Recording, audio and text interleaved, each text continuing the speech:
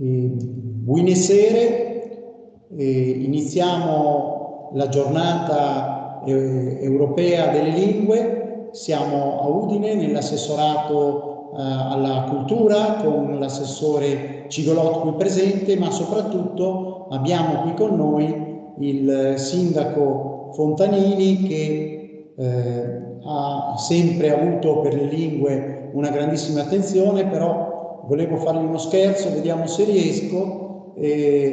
Volevo fargli vedere una cosa che ha fatto il sindaco quando era presidente della provincia, e ha fatto una cosa di questo tipo, cioè ha dato l'onorificenza della provincia per i meriti ecco, per la promozione della lingua, la cultura e l'autonomia del Friuli, oltre che delle comunità linguistiche del territorio della provincia di Udine, ad Aurelia Argemì. E quindi questa è una iniziativa che ha fatto il sindaco di Udine. Il sindaco di Udine che ha di pochi giorni anticipato, mi pare, oppure 2 o 3 giorni dopo, la premiazione di Aurelia Argemì da parte di Carles Puigdemont, che ha dato ad Aurelia Argemì la Croix de Sant Jordi, cioè la massima onorificenza della Generalitat di Catalogna. Ho parlato anche troppo e adesso diamo la parola al sindaco di Udine, Pietro Fontanini, che saluterà e introdurrà l'iniziativa di oggi. Grazie infinite, Sindic. Buonasera. Benon, grazie professor Cevolin per queste opportunità e soprattutto perché voi ho ricordato insieme cominciante anche denestre, questo fevelante, la lingua dal Friuli, di un popolo che si chiama quasi al centro dell'Europa e che al continue con forza a fevelare la sua lingua. Grazie a tutti voi della presenza. Il professor Cevolin ha fatto vedere una cosa importante a cui ci tenevo moltissimo, il riconoscimento che abbiamo dato ad Aureli per il suo grandissimo lavoro che continua ancora a fare a favore delle lingue senza patria, chiamiamole così, le lingue che non hanno uno Stato dietro di loro. E sono contento oggi che ricordiamo le lingue d'Europa, anche perché l'Italia ha rischiato di fare una figuraccia con Charles Puigdemont, che come sapete è andato ad Alghero a fare visita ai catalani di Alghero in Sardegna e qualcuno aveva pensato di arrestarlo. Poi le cose sono andate a finire, mi sembra benissimo, perché sarebbe stato veramente incredibile che l'Italia, che riconosce le minoranze linguistiche, l'articolo 6 della Costituzione, avesse perseguitato un grande esponente dell'autonomismo e in questo caso anche dell'indipendenza della Catalogna. Sarebbe veramente stata una brutta cosa. Ma veniamo alla giornata di oggi, giornata per ricordare le lingue. Ogni anno, il 26 di settembre, si tiene questo appuntamento, che è un appuntamento per ricordare che nel mondo ci sono tantissime lingue, parlate da più o meno persone, insomma. Noi friulani, qui in Friuli siamo, penso che William sia d'accordo, dai 600.000 ai 700.000 che parliamo questa lingua. Però ricordiamo che la nostra lingua è parlata anche nel resto del mondo. Ci sono comunità come in Sud America, in particolare anche in Canada, dove la lingua friulana è ancora usata a livello familiare quando si riuniscono i friulani in quei luoghi e la parlano fra di loro. Casa nostra chiaramente vorremmo che fosse più tutelata, che ci fossero sempre più maggiori opportunità per usarla. Questo è l'auspicio che tutti noi facciamo. Abbiamo una legge dello Stato, abbiamo una legge regionale, e però manca forse un po' di coraggio da parte di tutti noi ad utilizzare questi strumenti legislativi per andare avanti con questa azione a favore della lingua friulana. Io so che i friulani sono molto legati ad alcuni simboli, la bandiera, il fatto di sentirsi friulani, però qualche volta dimenticano e dismentein che per sentirsi veramente furlans bisogna fare furlan, perché chi sta l'elemento forte della nostra identità, dovrà la nostra lingua, perché le lingue è il patrimonio di identità di un popolo. Allora, quindi dicevi di doprare sempre di più. Avere voglia di vergognarsi, perché nessuno ha di vergognarsi, mi pare che non esiste vergogna. Esiste però la necessità di doprare il furlan in time quest, che tra l'altro alle permettuto di doprarlo. Nessuno ormai al dispui, io non capisco, allora tu non hai di fare chi ste lenghe perché io non arrivi a capire. Ormai ho superato questo problema e quindi ho vinto là in denante con più grinte, con più volontà per doprare la lingua furlane. Quindi grazie per aver organizzato questo appuntamento e ho lasciato la parola al professor Cevolin. Grazie Sindic e la parola a William Cisilino, direttore dell'ARLEF, dell'Agenzia Regionale per le Lingue Furlane. William, buonasera. Buonasera, professor Cevolin, buonasera a tutti i relatori, a tutti che stanno mediante di internet a queste convigne. Saluto in particolare anche i tanti amici che vedo collegati e che non nomino uno a uno, se no la farei troppo lunga. Oggi è una giornata da ricordare perché è la giornata europea delle lingue, come abbiamo sentito, ed è il 20° anniversario della giornata europea delle lingue, che coincide peraltro con un altro anniversario importante, che è l'approvazione del decreto attuativo della 482, che ha permesso appunto nel 2001, 20 anni fa, di attuare quella legge e renderla operativa in Italia. Come è stato detto giustamente dal sindaco, esistono molti strumenti legislativi e anche organizzativi che rispetto a 20 anni fa, insomma, ci hanno permesso come comunità friulana di fare molti passi avanti.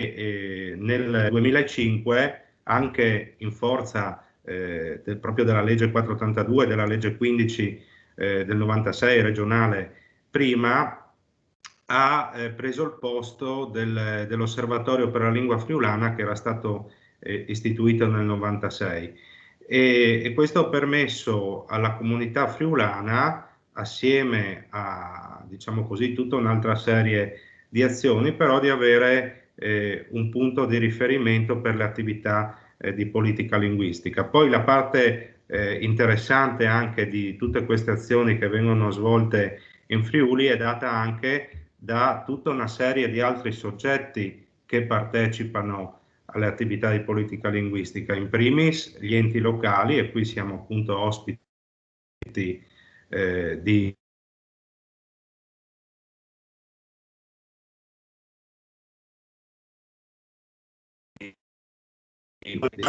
del Friuli, che fra l'altro direi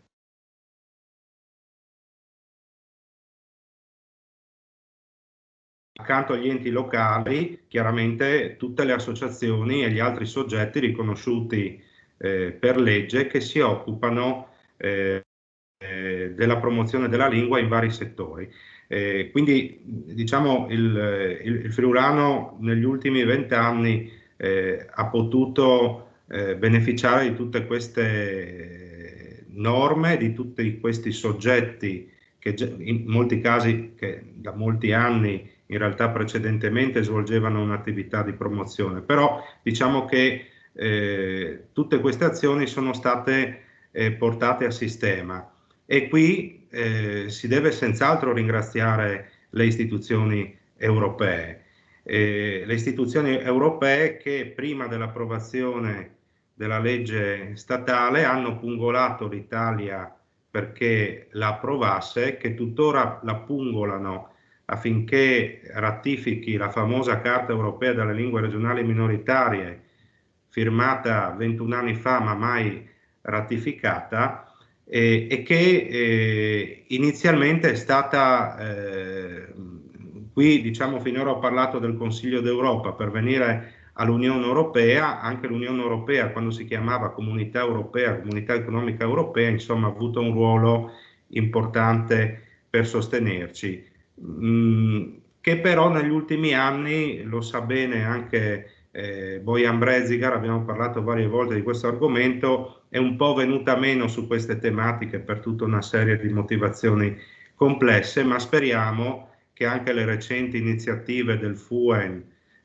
sostenute anche dall'NPLD, il Minority Safe Pact, di cui avrete senz'altro sentito parlare, possano smuovere anche le istituzioni di Bruxelles in maniera tale che si conformino a quelle che sono le azioni svolte a Strasburgo. Quindi diciamo questo è l'auspicio, no? Visto che stiamo parlando di una giornata europea, affinché non solo il Consiglio d'Europa ma anche l'Unione Europea svolga un'azione attiva nella tutela delle minoranze e l'Italia finalmente ratifichi questa benedetta Carta Europea delle Lingue, no? Perché non è possibile che di legislatura in legislatura venga rimandata come una questione di terzo ordine. Quindi grazie ancora per aver organizzato questo momento e spero insomma che possa essere interessante per tutti coloro che ci tengono al friulano, alle lingue minoritarie del Friuli Venezia Giulia e alle lingue in genere. Grazie.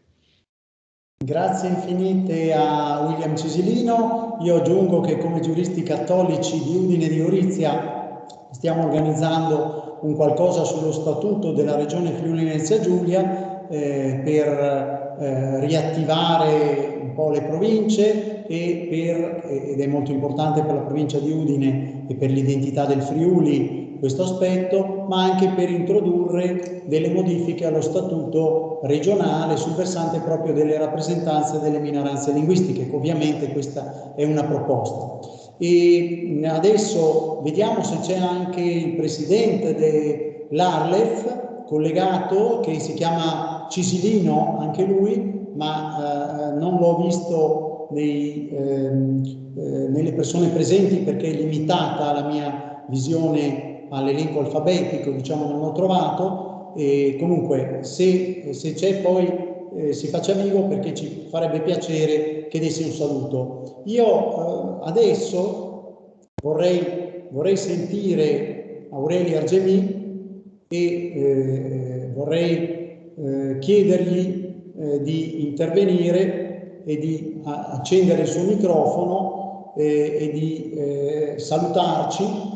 Nel frattempo, ecco, vediamo, può accendere la telecamera Aurelia Argemì, e ve lo presento semplicemente intanto che sta cercando di collegarsi.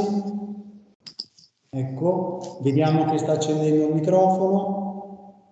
Sì, Ecco, mi senti? ecco, perfetto, ti sentiamo, però non ti vediamo, devi accendere anche la telecamera. Nel frattempo che accendi la telecamera e che entri in visione. Continua adesso? Ecco, adesso ti abbiamo visto, adesso ti mettiamo in evidenza. Perfetto. E volevo solo dire che Aurelia Argemì è il presidente emerito del Siemen, l'ha fondato a Milano e poi quando gli è stato possibile si è trasferito il Siemen da Milano a Barcellona. Il Siemen è una delle entità più importanti della Catalogna per la tutela delle minoranze linguistiche nazionali, un centro di ricerca, un centro che tiene rapporti internazionali. Tutto questo deriva dal cuore e dall'impegno intellettuale di Aurelia Argemì, che ha svolto delle attività anche di tipo internazionale. Penso alla dichiarazione dei diritti linguistici alle Nazioni Unite, e questo è uno dei risultati che è riuscito a ottenere Aurelia Gemì, con il suo impegno a livello internazionale instancabile per tutte le minoranze linguistiche e nazionali. Grazie infinite Aureli. Grazie. Grazie. Bona nit, parlem català, parlem la seva llengua e buon lavoro. Moltes gràcies, bona tarda a tothom. Estic content d'estar una altra vegada al Friül parlant de les llengües, parlant de la vostra llengua y de todas las lenguas. Sono contento di essere di nuovo con voi. Spero di poter apportare un po' una visione su questa giornata, cosa vuol dire questa giornata annuale delle lingue. Come sapete, il Consiglio d'Europa 20 anni fa ha istituito una giornata per riflettere sul valore delle lingue. Le lingue, come sapete anche, formano parte della nostra identità e della nostra dignità, cioè formano parte della nostra anima. Noi creiamo i nostri rapporti con gli altri attraverso la parola, attraverso la lingua. La lingua forma parte di noi stessi. Ma questo concetto, un concetto che più o meno tutti possono capire, nella pratica non si tratta dello stesso modo in tutte le parti del mondo. In Europa, in questo momento, dopo aver analizzato un po' tutte le ondate delle immigrazioni, eccetera, parliamo 200 lingue tutti i giorni. Curiosamente 200 lingue. Non sono lingue europee, ma sono lingue che si parlano in Europa. Cosa dobbiamo fare con queste lingue, con le persone che parlano queste lingue? D'altra parte, in Europa esistono 24 lingue ufficiali, 24 lingue delle istituzioni europee, mentre esistono allo stesso momento 60 lingue catalogate come minoritarie o regionali. Cioè abbiamo una specie di Macedonia enorme sulla questione linguistica. Perché? Perché in fondo le lingue sono trattate da un punto di vista politico, non da un punto di vista del diritto. Noi sappiamo benissimo, questo da quando si è dichiarato i diritti umani, che tutti gli esseri umani siamo uguali, siamo dunque soggetti degli stessi rispetti. Allora, se noi consideriamo che la lingua forma parte della nostra propria identità, non possiamo dire che le lingue sono quelle che sono più importanti e quelle meno importanti, quelle che hanno una categoria di superiore e quelle che hanno una categoria di inferiore. Cioè la discriminazione linguistica è uno dei gravi problemi che noi dobbiamo affrontare in questo tempo. E questo si vede soprattutto nel momento che cresce dappertutto la globalizzazione. Con l'idea della globalizzazione viene fuori un po' anche rivendicare che ci possiamo capire tutti in una stessa lingua e perché dobbiamo parlare altre lingue, quando in realtà quello che ci distingue sono proprio le nostre lingue e la globalizzazione può servire per comunicarsi, ma non è la lingua propria di ognuno. Questo dobbiamo distinguerlo molto bene, perché la globalizzazione in questo momento si dice che l'inglese è la lingua di tutti, ma non è vero.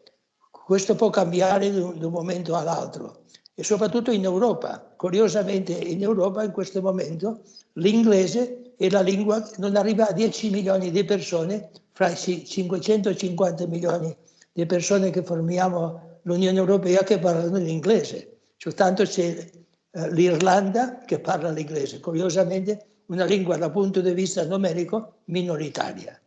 Allora questa distinzione tra lingue maggioritarie e lingue minoritarie si è fatta molto male, perché non si è capito che la lingua è un bene di ognuno e la lingua si parla in diversi territori e la lingua di ogni territorio dell'Unione Europea.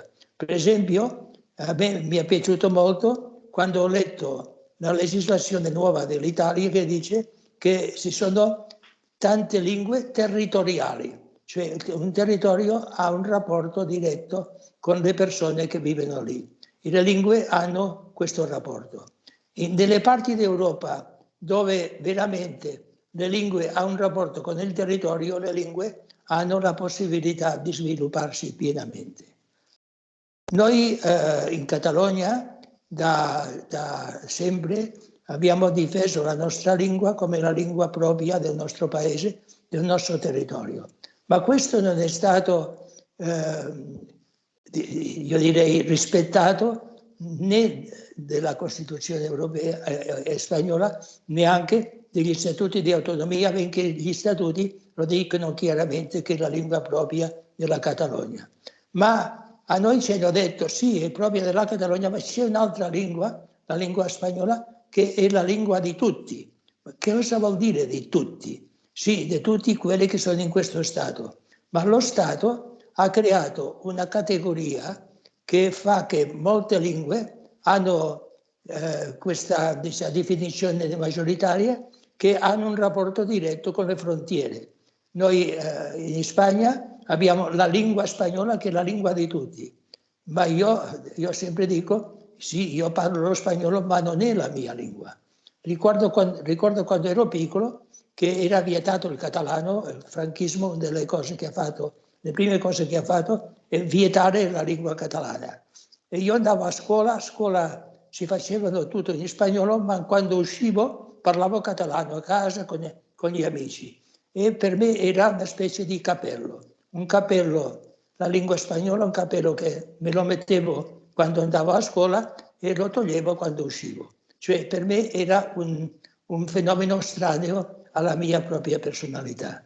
Questo comunque lo Stato, la politica linguistica d'Europa ha creato dei complessi di inferiorità.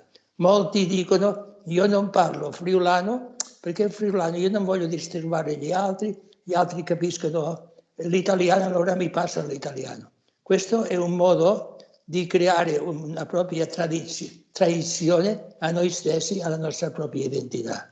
Io credo che dobbiamo approfittare questa giornata delle lingue per rivendicare le nostre lingue in questo senso. Pensiamo che in Europa quello che si spende per difendere le lingue, curiosamente, non arriva al 1 miliardo all'anno.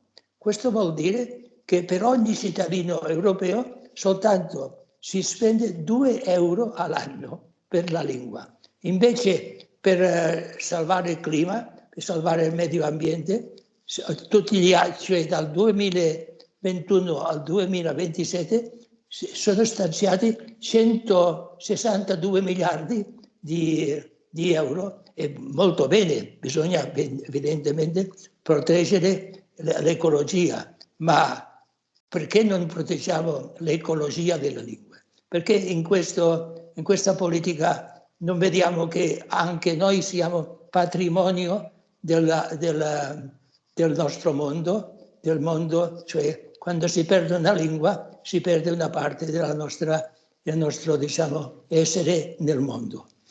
L'UNESCO ci ha chiamato diverse volte all'attenzione dicendo che ogni anno si perde almeno 10 lingue. Cioè si stanno parlando in questo momento 6.000 lingue nel mondo, ma ogni anno si perdono 10 lingue. Ma qualcuno dice che questa è una visione molto ottimistica, perché molti credono che tutti gli anni si perdono in tutte le settimane una lingua nel mondo. Cioè noi stiamo perdendo il patrimonio dell'umanità, il patrimonio più importante che noi abbiamo, che è la nostra propria identità e l'espressione della nostra dignità. Perciò una giornata come oggi delle lingue è così importante. Noi dal CIEME da anni che stiamo lavorando per difendere i diritti linguistici e abbiamo elaborato con il Pen Club internazionale una dichiarazione proprio 25 anni fa, quest'anno, si chiama Dichiarazione dei diritti linguistici, Dichiarazione universale dei diritti linguistici, che dicono molto chiaramente: le lingue non hanno diritti, quelle che hanno diritti sono le persone. E tutte le persone siamo uguali, allora tutte le lingue devono essere trattate ugualmente e con lo stesso rispetto. Questo vuol dire anche cambiare molte delle politiche che esistono nel mondo e io direi concretamente in Europa. In Europa le politiche che si fanno nei diversi stati non obbediscono a questo fondamento.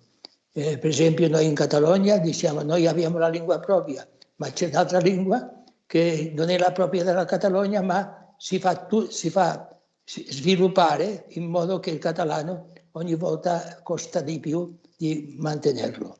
Siamo arrivati al momento che questo, mi sembra che questo è molto, molto esemplare, che in Catalogna in questo momento tutti conoscono e scrivono il catalano, ma non tutti lo parlano. Cioè, perché una lingua sia veramente una lingua concreta che possa sviluppare, bisogna parlare tutti i giorni. E in Catalogna noi abbiamo questo problema, che in questo momento, per esempio a Barcellona, soltanto parlano tutti i giorni, quotidianamente, il 39% della popolazione di questa città. Questo vuol dire che il catalano nella pratica, nell'uso, sta perdendo forza. Perciò dobbiamo ricreare la coscienza che la lingua bisogna difenderla non soltanto il principio con le leggi, ma soprattutto con la pratica. Io credo che dobbiamo approfittare di questa occasione del giorno delle lingue per fare passi avanti in questo senso, per rivendicare quello che noi vogliamo, soprattutto per le lingue che ancora adesso si chiamano minoritarie o regionali. Ricordiamo che 26 anni fa è stata approvata la Carta europea per le lingue minoritarie, così si chiamano, o regionali, nella quale si fa un passo avanti a favore di tutte le lingue. Non si definiscono le lingue minoritarie dentro del testo. Si dice soltanto che purtroppo ancora adesso si usa questa terminologia, ma questa terminologia bisognerebbe superarla. Questa è una carta, a mio avviso, che è un passo avanti, non è il passo definitivo, ma è un passo avanti. Poi ci sono istituzioni che difendono la lingua in modo, diciamo, accademico, e in Catalogna abbiamo diversi esempi. Per esempio abbiamo l'Istituto della Lingua Catalana. Questo Istituto della Lingua Catalana è come l'Accademia della Lingua, e questo è importante anche per conservare, per sviluppare la terminologia, eccetera. Noi abbiamo anche un'altra organizzazione che si chiama Ramon Llull, che è per spendere all'estero la conoscenza del catalano, la diffusione del catalano dal punto di vista internazionale. E noi abbiamo anche una segreteria del governo catalano che si occupa esclusivamente della difesa e la promozione della lingua. Abbiamo questi strumenti, ma non bastano questi strumenti. Bisogna essere sulla strada ogni giorno e non abdicare mai di parlare la nostra propria lingua. Quando qualcuno si rivolge a noi in un'altra lingua, almeno io sempre dico: quanto tempo fa che sei in Catalogna? Se mi dice 10 anni fa, io dico: bisogna fare uno sforzo per imparare il catalano. Non sempre riesco, perché ancora c'è il complesso, la resistenza, ma comunque soltanto in questo modo possiamo salvare la lingua catalana. Io direi in tutte le parti d'Europa bisogna fare lo stesso. In Europa dobbiamo pensare che in questo momento il 56% della popolazione parla almeno un'altra lingua. Questo è già molto positivo, ma il 44% soltanto è monolingue, non parla altra lingua, per rifiuto di imparare, di capire l'altro. Siamo ancora molto lontano dell'ideale che quando si è fatta l'Unione Europea o le comunità europee volevano i padri d'Europa, volevano unire i cittadini e i loro popoli. Non parlavano degli stati, gli stati è uno strumento di potere. lo Stato anche è soggetto a una evoluzione, come abbiamo visto per esempio negli ultimi anni. Se guardiamo per esempio il momento che si è fatto le comunità europee, quanti stati c'erano e quanti stati ci sono in questo momento? Ci sono 20 stati in più di quello che c'erano in quel momento. Vuol dire che lo Stato, benché sia un esercito che difenda le frontiere, eccetera, eccetera, ha un'evoluzione e si può cambiare il modo di reggirsi gli umani. Noi abbiamo per esempio in questo momento il fenomeno della Scozia, abbiamo il fenomeno della Catalogna, che abbiamo anche fatto dei passi per l'esercizio del diritto all'autodeterminazione, ma anche ci sono altri popoli come il popolo basco, i fiamminghi, adesso curiosamente la Corsica, dove nelle ultime elezioni hanno vinto tutti quelli che sono per l'autonomia come salto avanti verso l'autodeterminazione. Cioè Europa si sta muovendo e si sta muovendo in tutte queste parti, si sta muovendo difendendo la propria identità, la propria lingua, nel caso dove si sia una lingua diversa. Questi sono segni positivi che bisogna sottolineare in questi giorni delle lingue.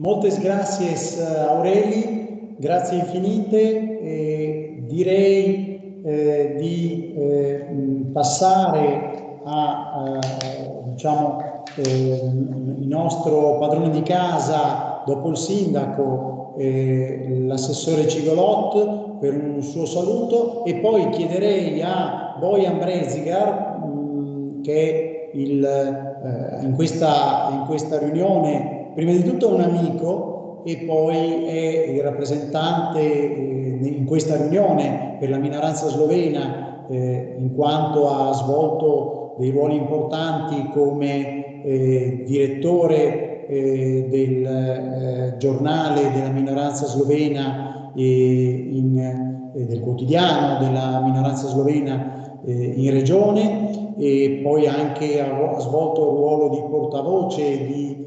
diciamo ghostwriter del ministro degli esteri sloveno al momento in cui è stata dichiarata l'indipendenza della Slovenia, quindi ha avuto dei ruoli molto importanti e gli chiederò di parlare. Ma adesso la parola all'assessore Cigolot per un saluto.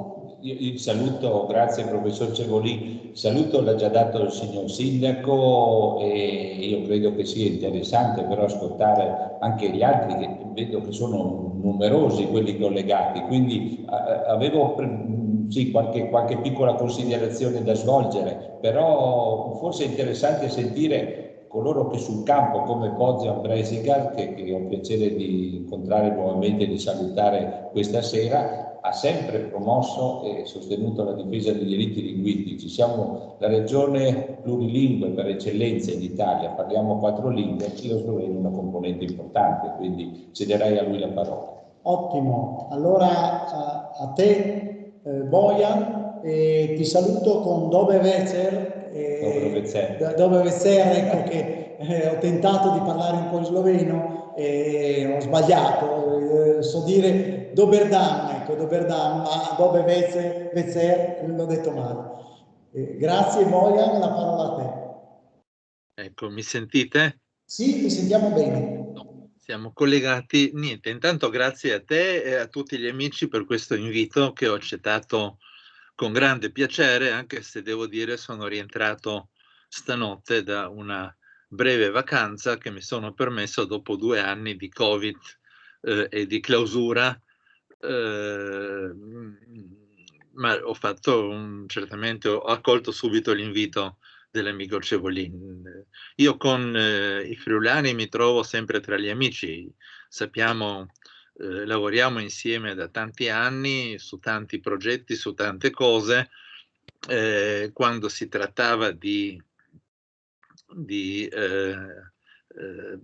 approvare i regolamenti della legge 482, ero in mezzo a un gruppo di friulani molto attivi l'allora sindaco di Udine, l'allora presidente della provincia di Gorizia e il compianto professor Frau che rappresentava la regione, e penso che abbiamo fatto allora un buon lavoro. Io lamento che negli ultimi anni l'interesse per le lingue minoritarie in Italia, non nelle regioni, ma in Italia, è scemato. Non è più un tema del quale si parla molto, sembra che tante persone si sentono un po', non dico disturbate, ma disinteressate a questo tema, e forse sarebbe opportuno che almeno quelli che siamo abbastanza forti come la minoranza slovena o come i friulani soprattutto, ma poi ci sono i sardi e ci sono altri che sono attivi, ci mettessimo insieme per vedere se si potrebbe in qualche modo sollecitare il governo e il Parlamento di fare qualche passo avanti.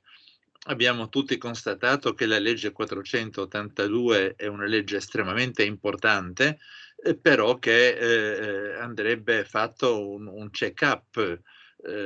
Forse alcune norme, non so, mi riferisco soprattutto alle norme sulla scuola, dove siamo rimasti a livello di progetti e non di insegnamento della lingua vero e proprio, dove mancano ancora le classi di concorso per numerose lingue minoritarie. Noi sloveni per fortuna ce l'abbiamo, e quindi con problemi molto gravi anche per quegli enti locali, tanti comuni che vorrebbero valorizzare le proprie lingue ma non ce la fanno perché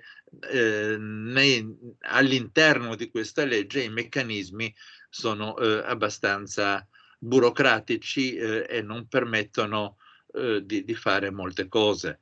Per fortuna la regione Friuli Venezia Giulia è un'isola felice da questo punto di vista, perché ci sono le leggi regionali per tutte e tre le lingue minoritarie che in qualche modo completano quella che è la legislazione dello Stato, anche se spiace ricordarlo che quando in un certo momento la Corte Costituzionale ha ridotto, soprattutto per la legge sulla lingua friulana, le iniziative che sono state previste dalla regione stessa. Bisognerebbe in qualche modo rivedere, rifare queste cose. Per quanto riguarda il problema in generale, come ne ha parlato Aurelio Argemì, che saluto, è un caro amico che io, essendo stato 2 settimane fa a Barcellona, non ho avuto il tempo di incontrare perché ero alla manifestazione dei catalani, quella di 400.000 catalani in strada, e poi sono dovuto ripartire. Ma quello che diceva Aureli è una questione europea. Ecco, io lamento che in Europa la sensibilità per questo problema è molto ridotta. C'era un periodo, parlo degli anni 90 fino al 2002-2003, che il problema delle minoranze, delle lingue minoritarie era un problema che l'Unione Europea e il Consiglio d'Europa avevano sempre nella loro agenda. C'era l'anno europeo delle lingue, ricordiamoci, il 2001, sono trascorsi 20 anni, era una grande manifestazione e soprattutto è stata una grande manifestazione delle lingue minoritarie.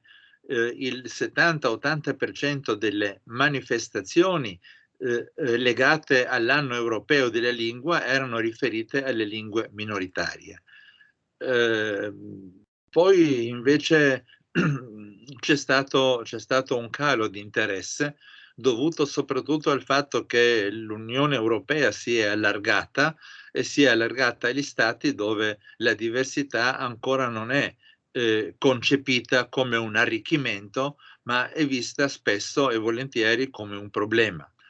Parlo dei paesi baltici, parlo della Polonia, parlo della Romania, della Bulgaria, e questo sta un po' frenando tutta l'Unione Europea su un tema che invece andrebbe affrontato con grande serietà e con grande impegno, anche con qualche soldino, se mi è permesso di aggiungere, perché oggi avere un finanziamento per un progetto che riguardi le lingue minoritarie è un'araba fenice.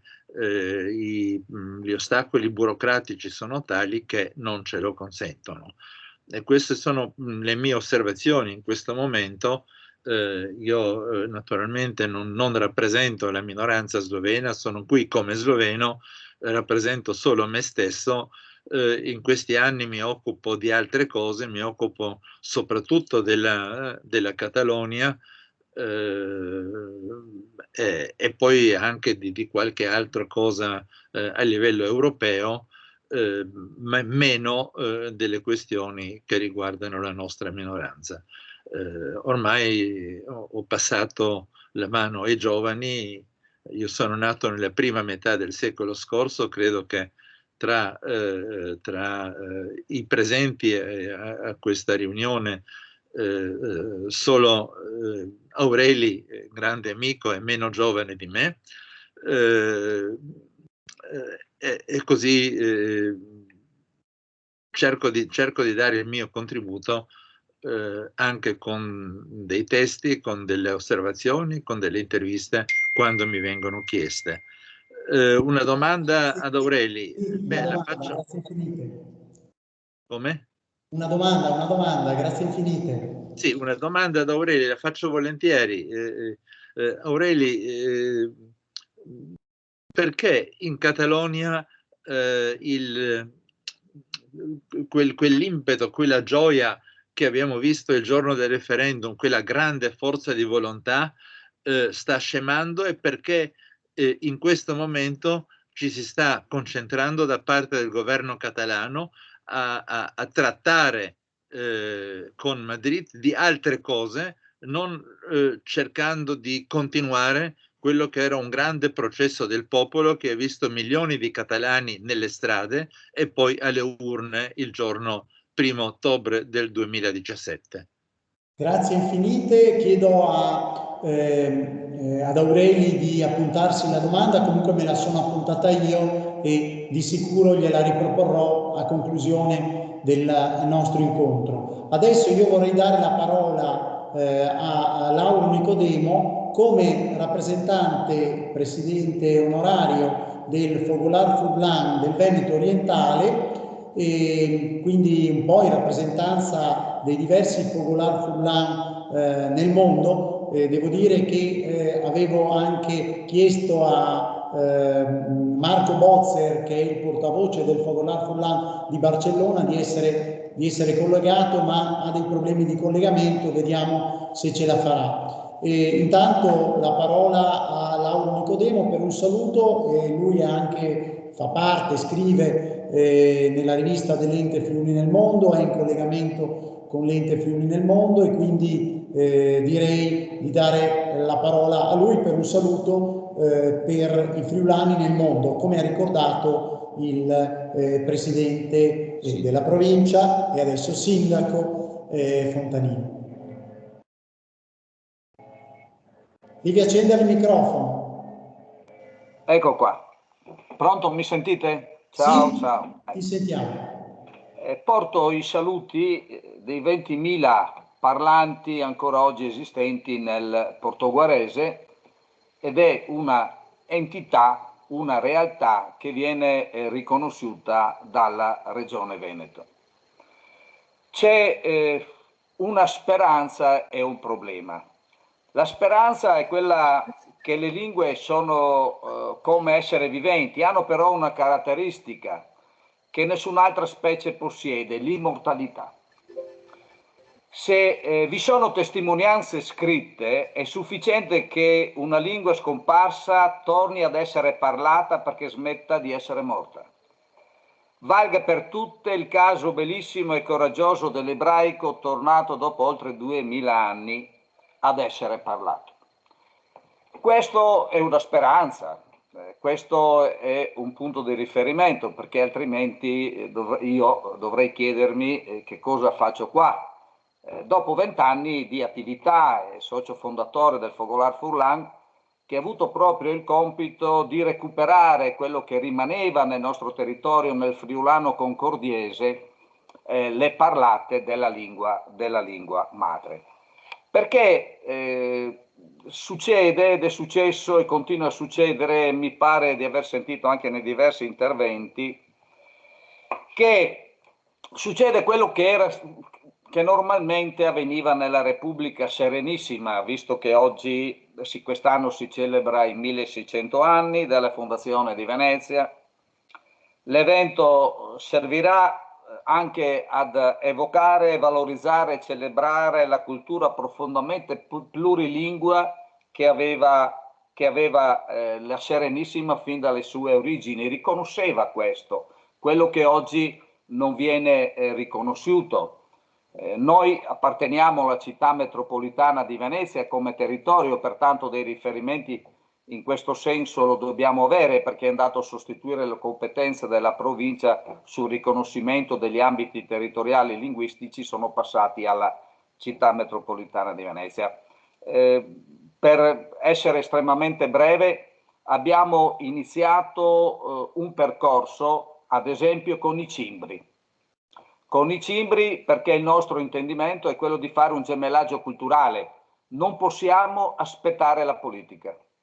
O la politica non c'è, o la politica non sa, o la politica è assente. Dobbiamo, come attività culturali, comunità civili, muoversi.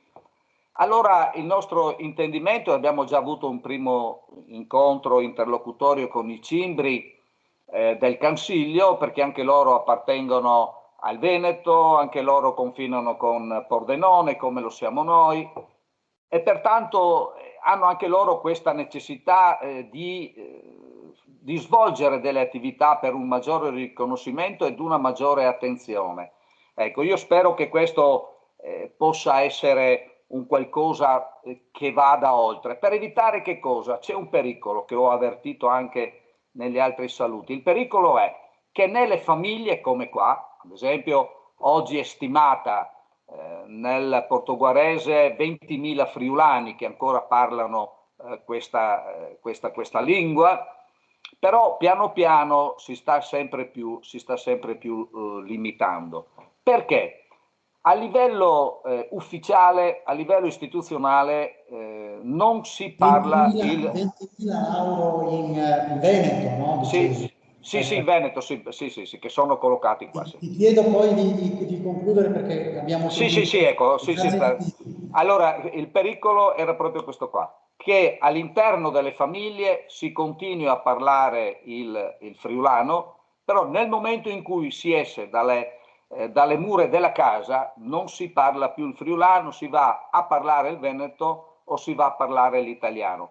Il pericolo è, tra virgolette, della vergogna, perché nessuno ne parla più.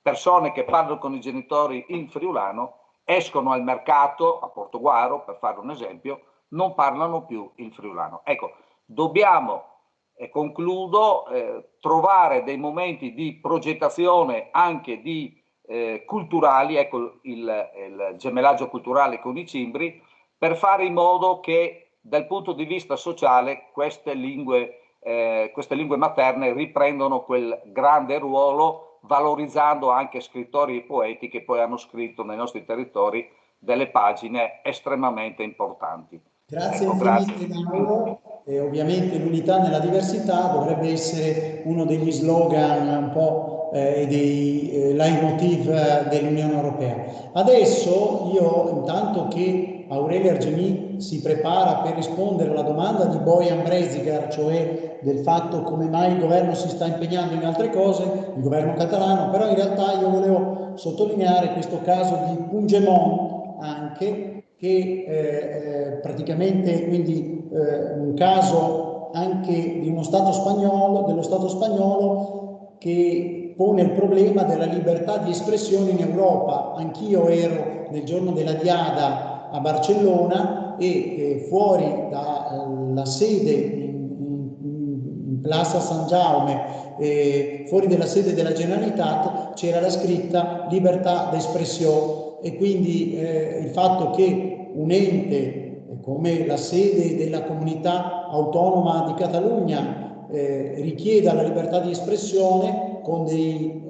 carcerati e con degli esiliati, anche se c'è stata la grazia, diciamo, per i carcerati, è un problema, vedete, europeo, quindi non stiamo parlando di cose, ecco, ma su queste cose qui vorrei sentire Aureli, ma prima ancora devo fare uno scherzo, perché abbiamo anche una registrazione di 2 interventi, in particolare uno è di Federico Vicario, cioè il presidente della Società Filologica Friulana, che in pratica è una specie di istituto di studi catalans friulano, e quindi in pochi minuti diamo la parola al professor Federico Vicario, che ecco dovrebbe sentirsi. Siamo qui con il professor Federico Vicario,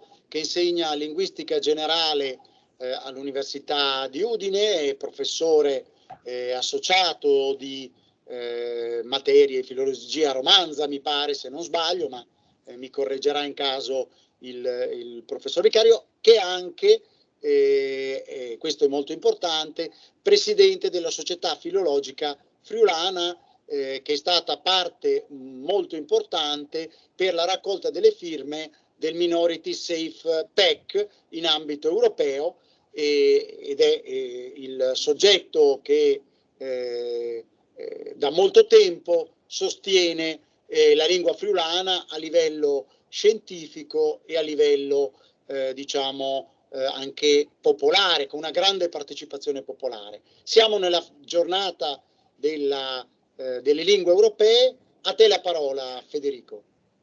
Bon, grazie, io ti ringrazio dall'invito, Guglielmo, a partecipare a queste manifestazioni dalla giornata europea della lingua mari, e disin, proprio una manifestazione che ti reclama l'attenzione su queste questioni della lingua mari, per noi anche marilengue, sapendo che proprio la definizione della lingua furlana per noi è proprio che di marilengue, dunque che concetto che si lei un'evore a forte, con questa dimensione emozionale della lingua, no? Per dire che proprio la lingua, come che si dice, supe dai labris dalla mare. E in queste giornate naturalmente è ponte proprio l'attenzione su questa necessità che sempre vive di ci promuovi l'uso naturalmente dalle lingue locali, dalla lingua regionale, per noi la lingua furlana, e anche in questa occasione ottengo proprio a informare, a comunicare le iniziative della nostra società filologica furlana in conto proprio dalla informazione sulla lingua furlana, che per noi naturalmente non è una questione d'ome di UE, ma ogni dì naturalmente per noi è la giornata della lingua mari. In questa occasione però ho fatto una scelta di materiali pubblicati sulle nostre riviste, sulle nostre pubblicazioni, sui nostri volumi, proprio per reclamare e per fare il ponte su questioni che riguardano il riconoscimento come che si dice, il status della lingua furlana. Così, con una newsletter, con una comunicazione a tutti i social, a tutti che si interessano naturalmente di queste questioni della lingua furlana, ho proprio pubblicato il collegamento a cui articoli, per esempio l'articolo di Paolo Roseano sulle mappe linguistiche del 1741, là che per prime volte l'entità della lingua furlana disinteso dimensioni geografiche in Europa, con la citazione dalle prime parole dal Parimestri, e dopo altri studi, per esempio anche questo interessante proprio sull'Urdis dalla lingua furlane paesovins, un bel articolo di Enrico Maso pubblicato sul Cefaso di qualche anno in Daur sui cost pratics e sui comportamenti dai sovins in Friuli. Dunque l'attività dalla comunicazione e dalla formazione che facciamo tutto l'anno proprio sull'alfabetizzazione dai furlans, con questa relazione rispetto al comportamento dai giovani in lingua furlana.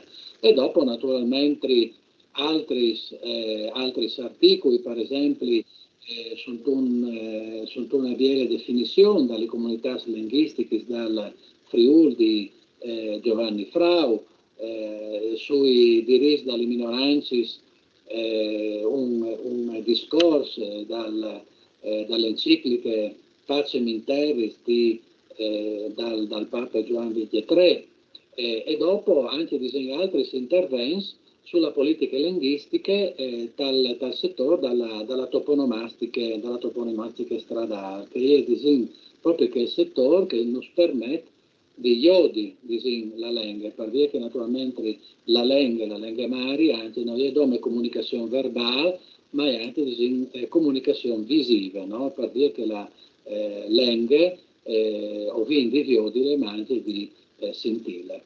Io ho saluto e ringrazio anche una volta l'amico Guglielmo Cevolin per questo invito e us auguro di cuore un buon lavoro in questa occasione dalla giornata europeana, e anche mi permette di portare un saluto di cura al professor Agemi, anche lui amico della Società Filologica Forlana, anche per aver partecipato poi di una nostra manifestazione anche in Tajans passati. Dunque, grazie Guglielmo dal tuo lavoro, dal tuo invito, e buona giornata a tutti.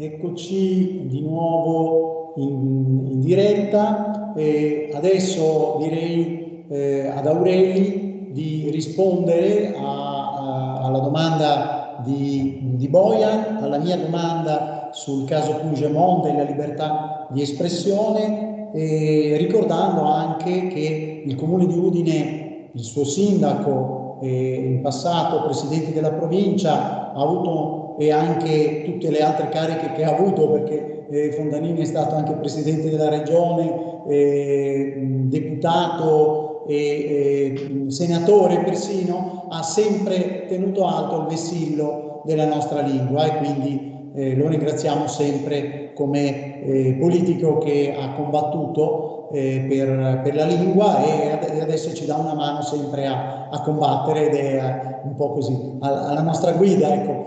E quello insieme a Marzio Stassodo, che mi hanno insegnato tutto sulla lingua friulana, mentre Aurelio Gemi è quello che mi ha insegnato a fare relazioni internazionali con le minoranze linguistiche, e sono i miei maestri e li ho voluti richiamare. Aurelio, la parola a te, perché poi piano piano ci avviamo ormai alla conclusione, ma vorrei la parola ancora ad Aurelio per rispondere a queste domande, e poi anche al Sindic per concludere la nostra giornata. Bene, grazie. Io direi che la domanda di Bojan, grazie Bojan per la domanda, saluto, e la tua vanno collegate. Cosa andava a fare il presidente Puigdemont a Alghero? Andava a parlare proprio delle lingue, dell'importanza delle lingue, in questo caso della lingua catalana, nel contesto della costruzione europea. Cosa è successo?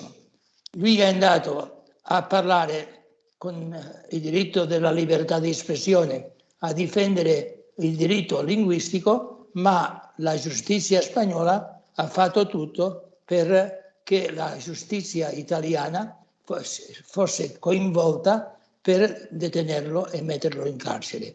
Questo si vede un po' la politica che segue lo Stato spagnolo. È una politica in questo momento di vendetta, cioè il presidente Puigdemont era accusato di viaggiare in Europa avendo un mandato di cattura venuto dal giudice spagnolo, ma Puigdemont godeva e gode dell'immunità perché si è fatto un rincorso della decisione del Parlamento europeo di togliergli questa immunità. Siamo nel processo e ancora il Tribunale europeo non ha fatto sentenza, cioè lui può viaggiare per tutta l'Europa liberamente. Ma la cosa importante dello Stato spagnolo è che vieta una volta di più la libertà di espressione, la libertà di movimento, le libertà che a noi nel 2017 si è voluto togliere quando siamo andati a esercitare un diritto fondamentale che è il diritto all'autodeterminazione. Abbiamo votato, abbiamo scelto l'indipendenza, la maggioranza delle persone che siamo andati a votare, malgrado la repressione della polizia. Cosa succede adesso dopo 4 anni? Io credo che non abbiamo calcolato la forza dello Stato, la forza di repressione che ha lo Stato e si è lasciato un po' fuori combattimento, si è messo in carcere l'intero governo e ha fatto tutto il possibile per impedire dare passi avanti. Ma in Catalogna esiste 2 forze importanti. La società civile che è cosciente che noi siamo formalmente almeno indipendenti e perciò ti ricorderai, Bojan, mi dispiace non averti visto, il giorno della manifestazione io ero lì in una striscia che diceva per tutti i popoli la libertà, ero lì davanti. Allora lo slogan principale era adesso dobbiamo portare avanti l'indipendenza, cioè la società civile catalana nella grande maggioranza è dentro questo movimento a favore della pratica dell'indipendenza che abbiamo scelto. I politici vedono che devono fare una politica di dialogo, di negoziati con lo Stato per poter andare avanti.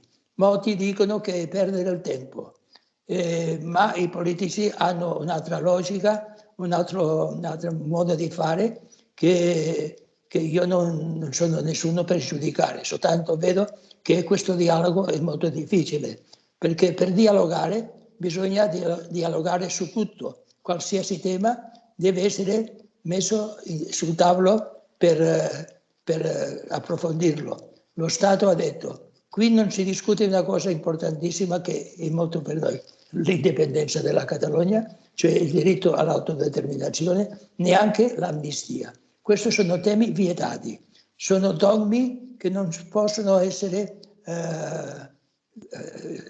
criticati, neanche sospesi.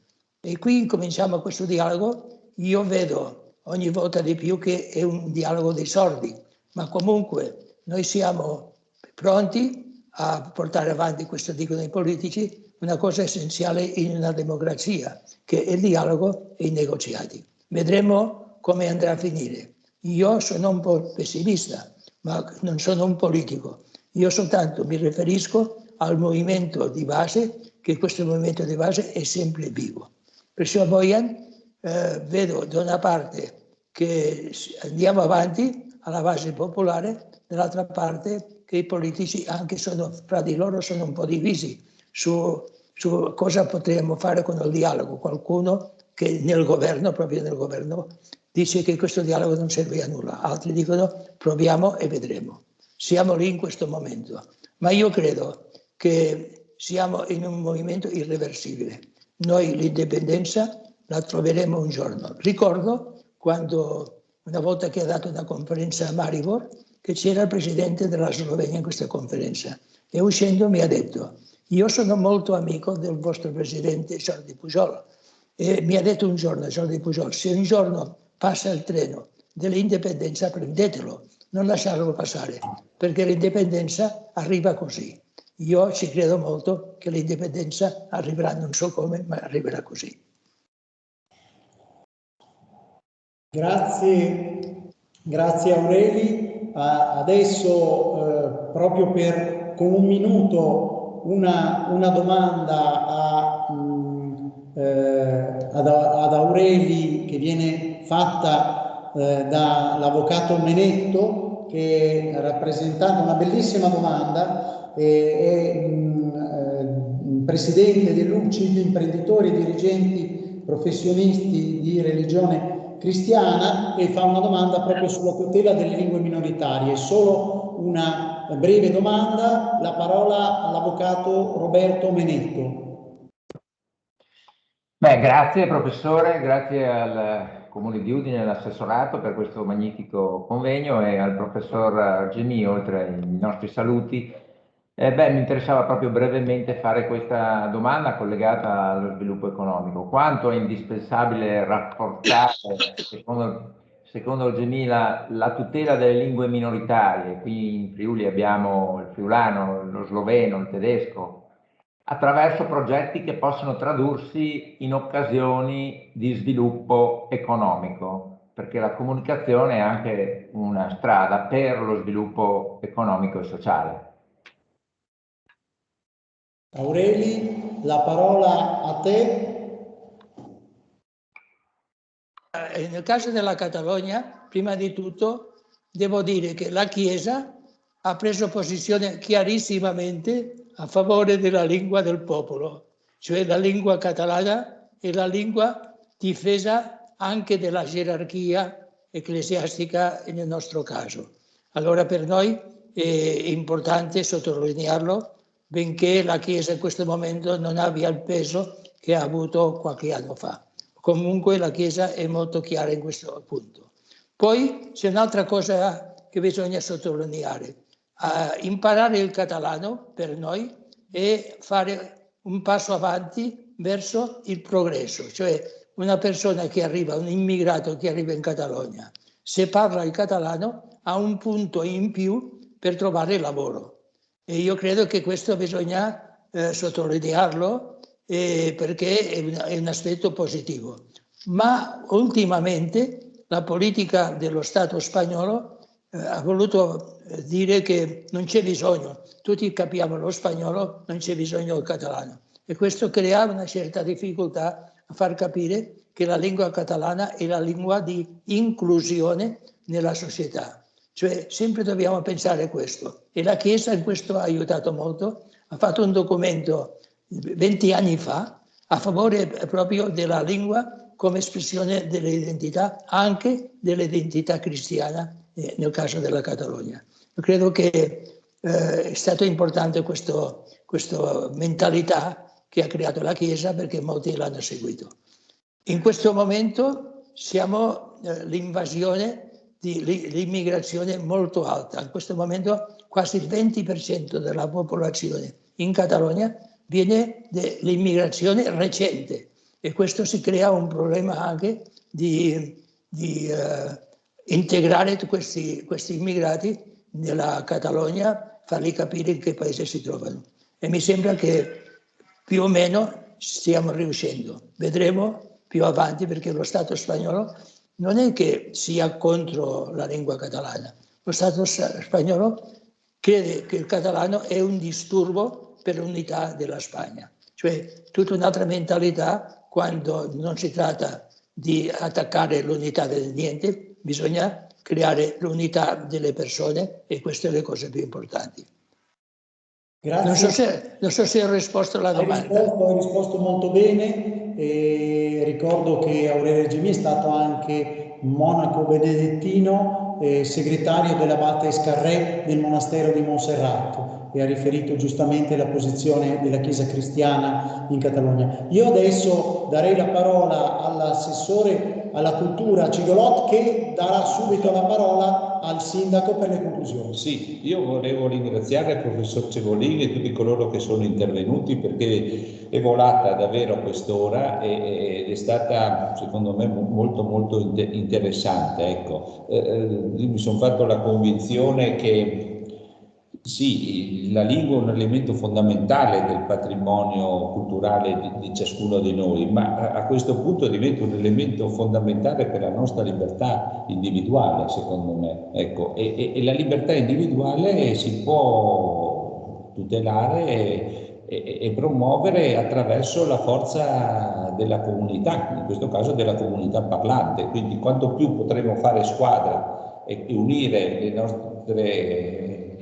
capacità, intelligenze, energie, tanto più sarà facile portare avanti la nostra battaglia. Ecco, è quello che abbiamo fatto un po' nel comune di Udine da 3 anni a questa parte, anche perché nel nostro programma, e adesso lascio la parola al signor Sindaco, il tema delle lingue, della difesa di tutte le lingue è ben vivo e presente. Uno dei primi passi è stato quello dell'approvazione del piano di politica di linguistica friulana e poi tante altre iniziative, ecco, nel rispetto dei valori che questa amministrazione si porta dietro, ma anche nel rispetto dei valori di quelle che sono le tradizioni di questa nostra grande comunità e quindi bisogna dire della nostra civiltà friulana. Ecco, in questo senso per me è importante questo incontro e qui mi fermo.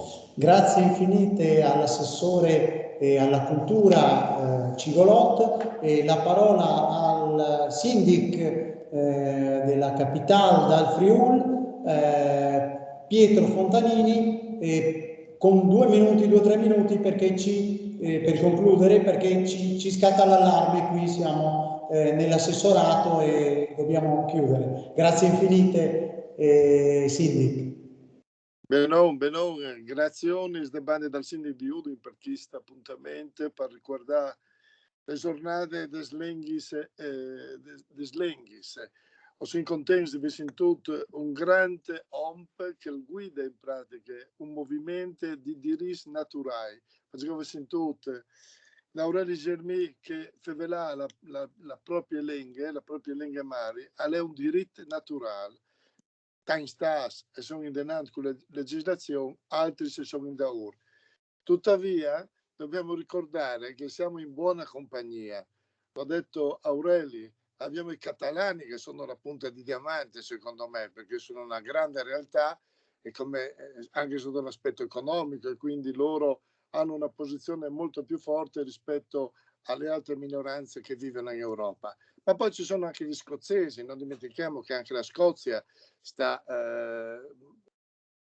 prelevando la propria identità. Anche il fatto che la Gran Bretagna abbia deciso di uscire dall'Unione Europea, la Scozia non ha trovato d'accordo su questo. Allora ci sono tanti bei esempi. Poi ricordo all'amico Bojan Brezigar che la Slovenia ha fatto una cosa incredibile. Nessuno avrebbe pensato che gli sloveni diventassero uno Stato indipendente, e questa è storia recente, del 1993. Quindi stiamo parlando di cose che la storia ci riserva, quindi dobbiamo essere ottimisti come in questa giornata in cui abbiamo fatto onore alle tante lingue che si parlano nel mondo, e in particolare in Europa, e in particolare qui adesso in Italia.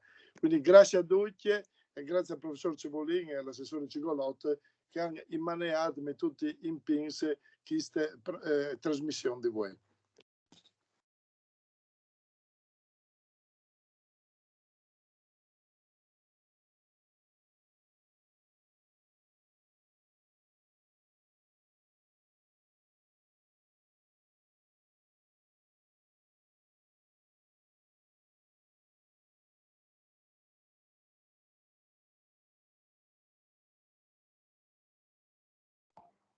Andia Duc.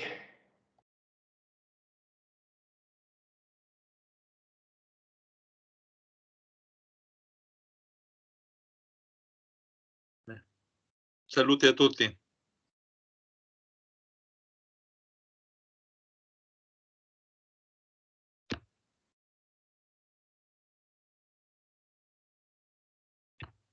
Maman.